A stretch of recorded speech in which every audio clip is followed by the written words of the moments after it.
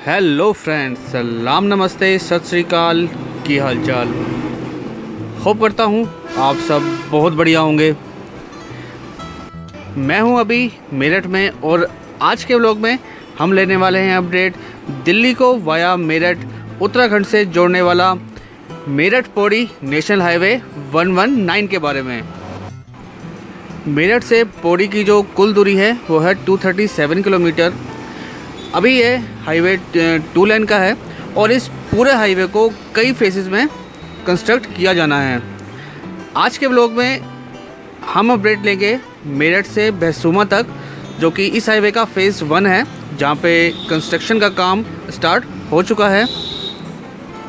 इस हाईवे का कंस्ट्रक्शन पिछले काफ़ी समय से प्रस्तावित था, बट किसी ना किसी कारण से इस हाईवे का 4 लेनिंग वर्क डिले होता गया, काम आगे बढ़ ही नहीं पाया। क्योंकि सामरिक दृष्टि से भी ये हाईवे काफ़ी महत्वपूर्ण है, जो कि दिल्ली को ना सिर्फ उत्तराखंड से अपितु उत्तराखंड से चाइना बॉर्डर को भी दिल्ली से जोड़ेगा, जिससे चाइना बॉर्डर तक यातायात काफ़ी सुगम हो जाएगा।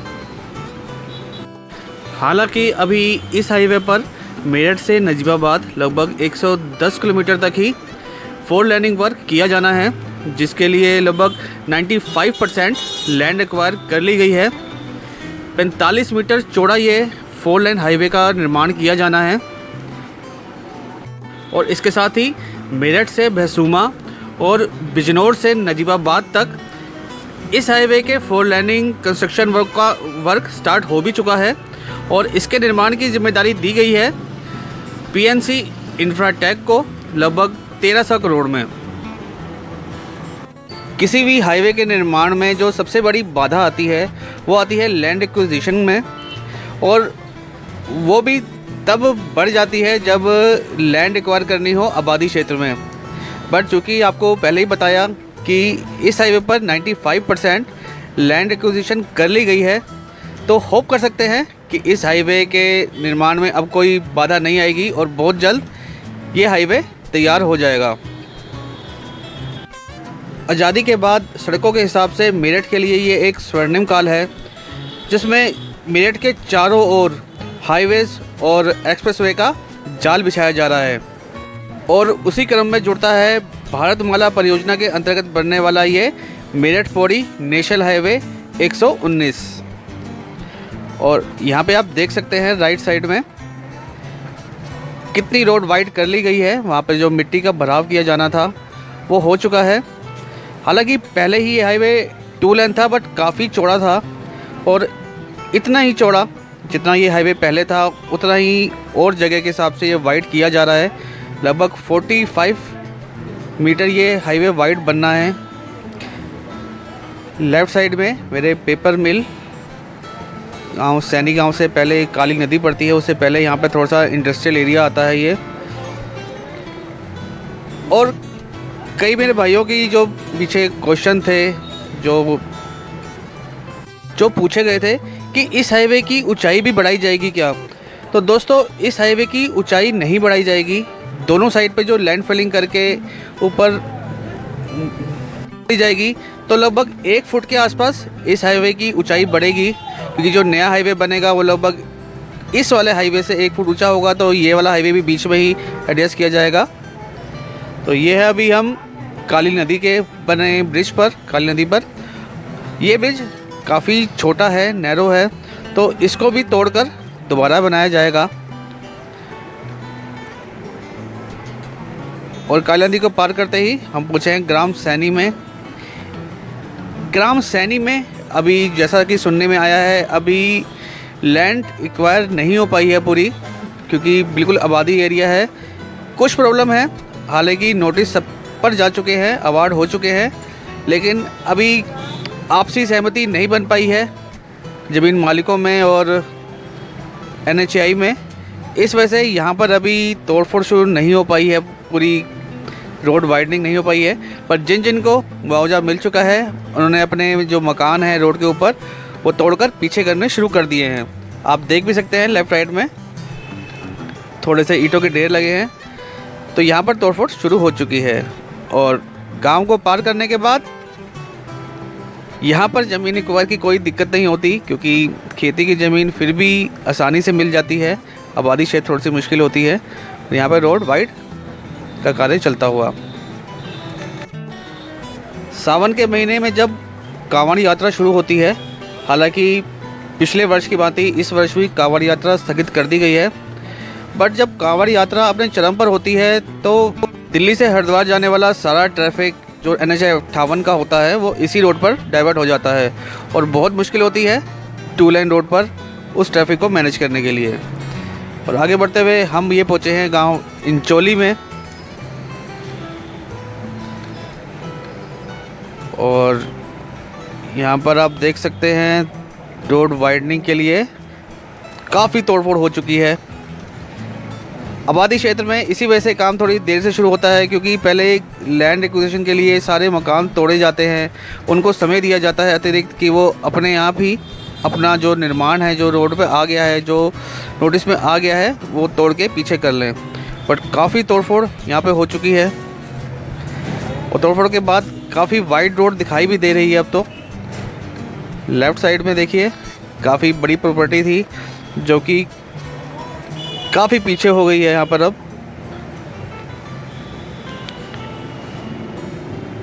और गांव को पार करने के बाद लेफ़्ट साइड में निकल रहा है एक बाईपास, आप देख भी सकते हैं। उसके लिए मिट्टी का भराव शुरू हो रहा है, और ये बाईपास बन रहा है नेशनल हाईवे 119 का मसूरी बाईपास, जो कि मसूरी गांव को बाईपास करता हुआ दोबारा इस हाईवे पर आकर मिल जाएगा। ये हम पहुँचे हैं मसूरी में, और ये लेफ़्ट लावड़ महल की ओर जाने वाली रोड जो कि दोराला में NH 58 तक जाती है। तो काफ़ी तोड़फोड़ बच गई है इस गांव में, वरना काफ़ी मकान तोड़े जाते। बाईपास बनने से ये मकान तो बच चुके हैं, और गांव को पार करने के बाद लेफ़्ट साइड में देखिए बाईपास का कार्य चलता हुआ, जो कि यहाँ पे आकर मर्ज हो जाएगा।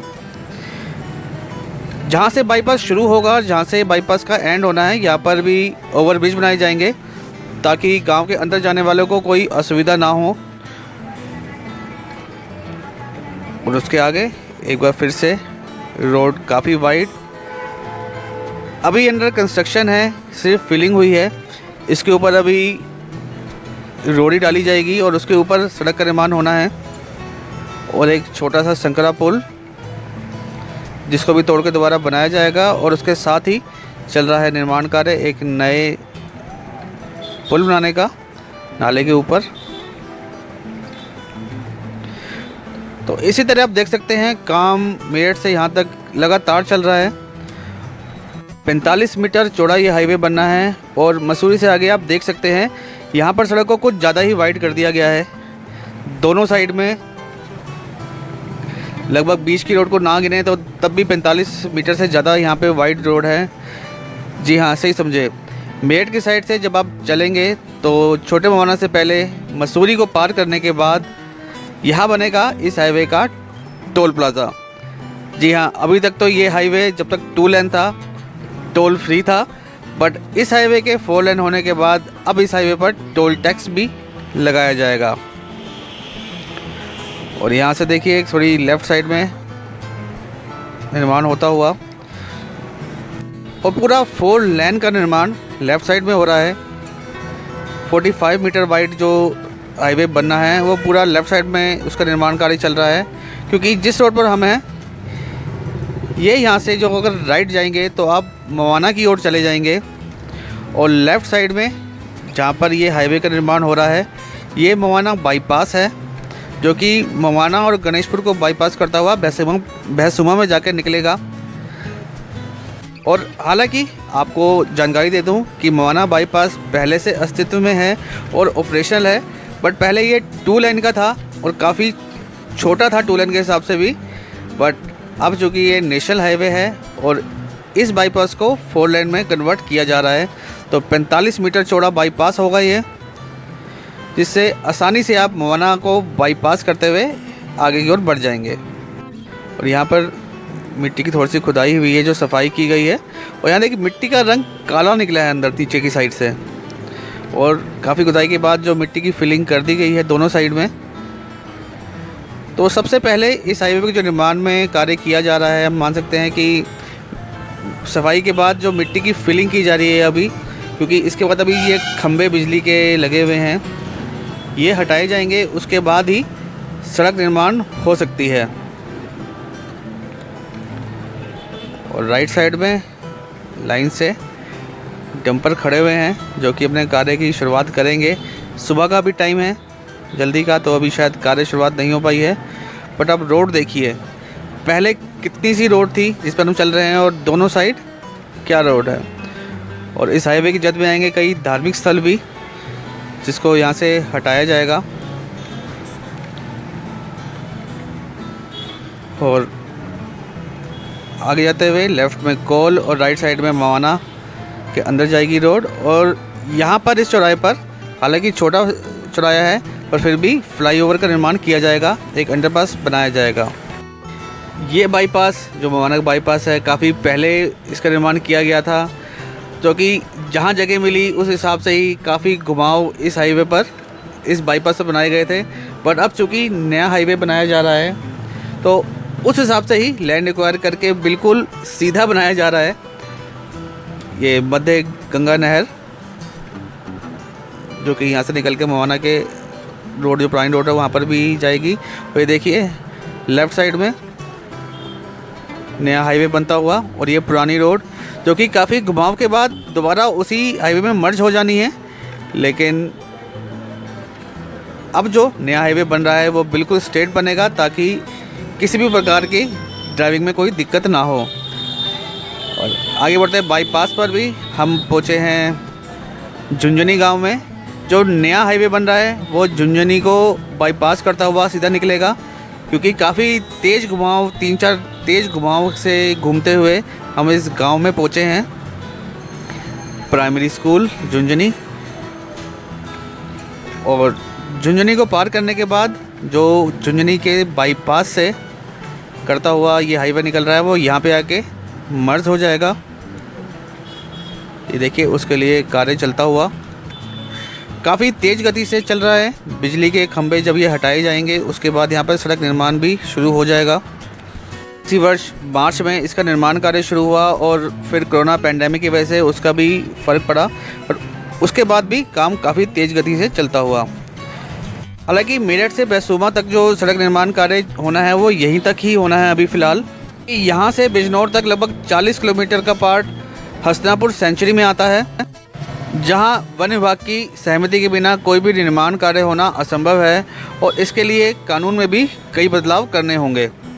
और यही कारण है कि इस एरिया में, मतलब यहाँ से बिजनौर तक, निर्माण कार्य के लिए अभी टेंडर भी इशू नहीं किए गए हैं। और आगे बढ़ते हुए हम पहुँचे हैं अब बैसूमा में, और जब यहाँ पे निर्माण कार्य शुरू होगा तो शायद बैसूमा में भी बाईपास बनाया जाएगा, क्योंकि काफ़ी घनी आबादी क्षेत्र है। तो आज का व्लॉग बस यहीं तक था। होप करता हूँ आपको आज की वीडियो पसंद आई होगी।